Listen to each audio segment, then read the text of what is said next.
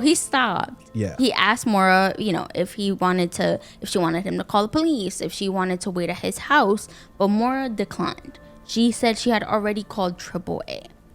Arthur knew that she was lying because right in that corner, that little area that Maura ran off the road into the ditch, there was no cell service. To this day, apparently, there's no self-service there. No cell service right there. In that spot. So he knew she was lying. So as soon as he got home, he parked his bus into his driveway and called the police. He told the police that he saw a man hit a pine tree and the airbags were deployed. And then he switched the pronouns and said she was shaking up. She couldn't see that. He said that he couldn't see any blood on the person in the car, on her. He couldn't see any blood on her. So a lot of people were confused because he said he hit the tree, and then he said she has no blood. She looks shaken up.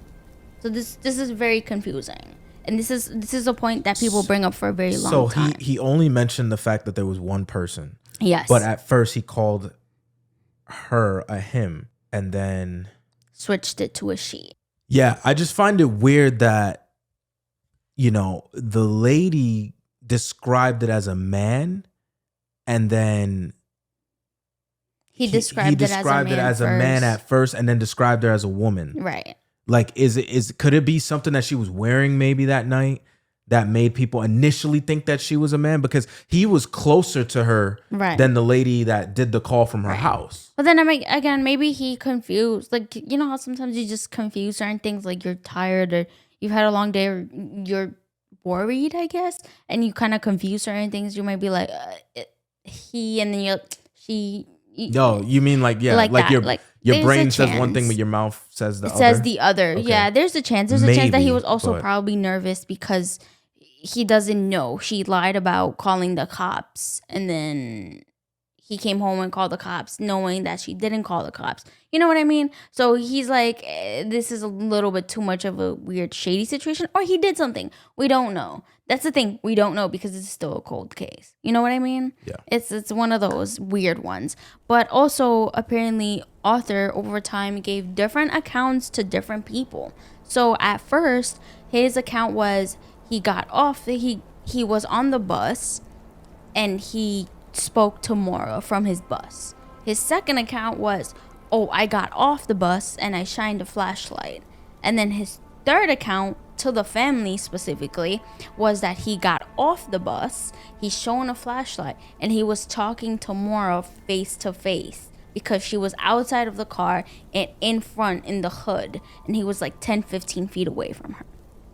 So this is what makes it even more weird, because why the hell would he give 3 separate accounts like that? So what's the first one he gave that he never got off the bus? Never got off the bus. Okay. Yes. Let me just play devil's avocado for 2 seconds. Maybe there's a chance that he actually did get off the bus. Like the third one is true. Right. But he just didn't want to admit that in the beginning because when he found out that she was missing, he said, well, our conversation was just some normal, hey, is everything all right? Do you want me to call the cops? No, whatever. And then he just left. But he's like, the fact that she ended up missing and everyone knows that I'm the last one that spoke to her, I don't want to be deemed as a suspect because I know I really didn't do anything. So maybe I'm just going to say that I stayed on the bus. Right. But then as he saw that people were really, really prying, he said, all right, maybe it's best if I'm honest. And then he told what it was. But that would make you look more sus. I don't know. That's what makes it even more suspicious, because he also spoke to news and articles and things like that. And he also lied. He also said a whole different account. So that's what's weird. This is just what makes it weird. So at 7:43, a minute after he called 911, he received a call from dispatch saying they found no female in the car. How long nowhere later? In the vicinity. A minute later. A minute later, they... Yes. But remember, Mrs. Westman had called the police at 7:27. And at 7:46, Officer Cecil Smith arrived on scene. This is on record that he arrived on scene at 7:46. He arrived on scene. Right. But 2 minutes before that, they were saying that there was no girl? Yes. At 7:44, they said there was no girl at the scene? Yes. How would they know that if he got on scene at 7:46? 7:46. Exactly. And that's what bothers the family, because there's no like concrete, there's no consistencies with this police thing. What? It's so weird. There's no, I don't know. So either he lied about what time he got on scene, right, or he really doesn't know what time he got on scene. He just made up a time. But in this 15 to 20 minutes that this woman went missing, right, is the most crucial part of the case. Exactly. Because when Cecil Smith arrived on the scene, he said he found the Saturn locked, meaning you couldn't open the doors. He said it was abandoned and Maura was nowhere in sight. There were no footprints, and around that time it had snowed in Woodsville, so the snow was already etched on the sides. You know, when they clean out the highways and stuff, the snow was on the sides piled up, so there were no footprints on the snow. There were no footprints on the grass, on the snow, no footprints. Maura was nowhere to be found.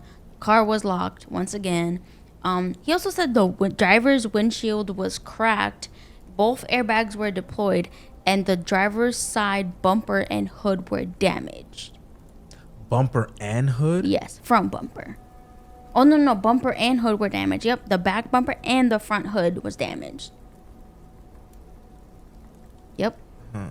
This sounds very suspicious. Yeah, that sounds like she got hit in the back, and then it went off the road and then hit whatever it hit. Exactly, which is very sus.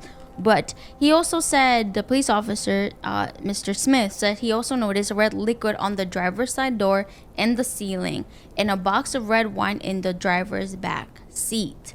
When Smith asked the Westmans if they had seen Maura, they had said they stopped looking and they never went out to look in the first place. They were apparently busy doing something in their house that they never like went outside to look. They were like, "Oh, something happened." So they just saw when the car crashed. They saw they heard. They heard when the car crashed. Right. They thought they saw what looked like a man. Right. Smoking a cigarette. Yep.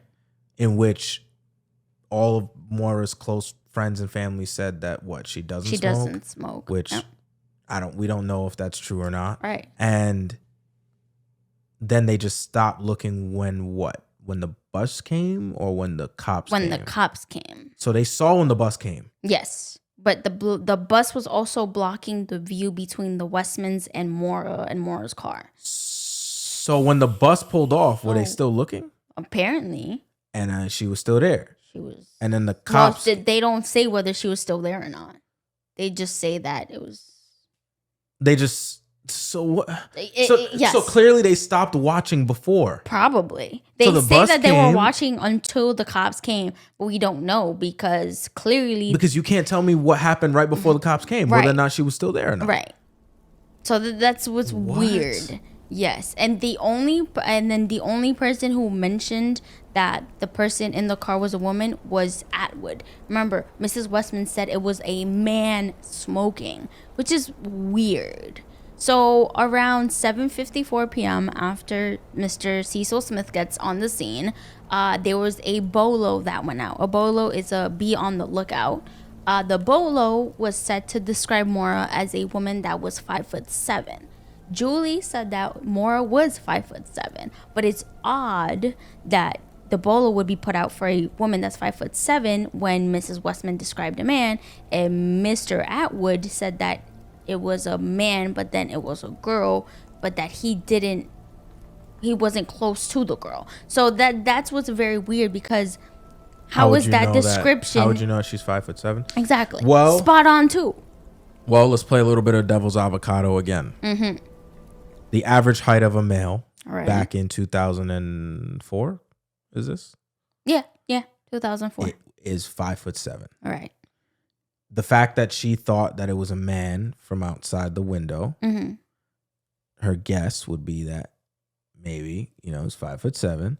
Same thing with the bus driver. That's the bus true. driver, whether he's close or not, you can kind of gauge how tall somebody is. Like you, but sitting down in a car, if you were sitting down in your bus, no, and you saw somebody in the car. If somebody's sitting down in a car, you can't tell. That's what the point is. It's like, how would this police officer be able to say that this person was 5'7"? Maybe you sure? Maybe they didn't run the license plate, know exactly who it was, and just saw the driver's license and was able to tell that the person was 5'7". It doesn't say. We don't know.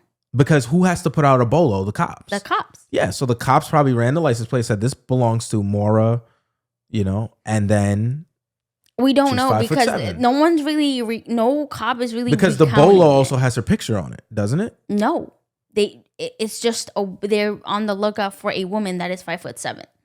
Oh. Now, here was another thing that was an issue earlier.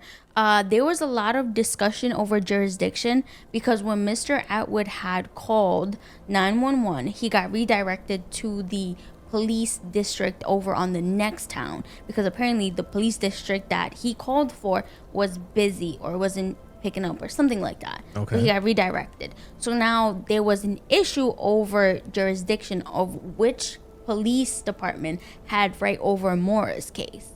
And I think that issue also came from the fact that the call was misdirected. Not only because... Well, not misdirected, redirected. Redirected. I'm sorry. The call was redirected. Yeah. But also apparently Maura's car was in a weird part where it was on the edge of Vermont.